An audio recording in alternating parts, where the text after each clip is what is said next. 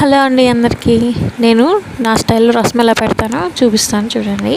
ఒక గిన్నె తీసుకొని అందులో టమాటా, చింతపండు, పసుపు, ఉప్పు వేసి ఇలా బాగా ఉడకనిస్తానండి. వీటన్నిటిని ఇలా ఒకసారి ఉడికిన తర్వాత స్టవ్ కట్టేసి బాగా చల్లారనిచ్చి ఇలా ఫిల్టర్ చేసుకుంటానన్నమాట. మళ్ళీ ఒక బాండిలోకి ఫిల్టర్ చేసుకుంటాను, ఎందుకంటే ఒకసారి ఫిల్టర్ చేసుకుంటే టమాటా గుజ్జు అంతా ఉంటుంది కదా, అది పొద్దు. రెండోసారి ఫిల్టర్ చేసుకోవడం వల్ల దాని విత్తనాలు అనేది అడుగు వచ్చేస్తాయండి.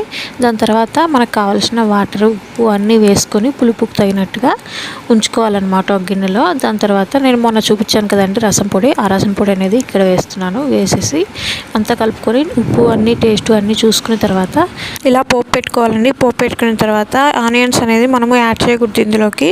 ఆ మిరపకాయలు, ఆ కరివేపాకు అనేది స్మాష్ చేసుకోవాలి. మనకు కారం అనేది అడ్జస్ట్ అవుతుంది. ఇన్కేస్ వద్దకపోతే వదిలేసేయచ్చు.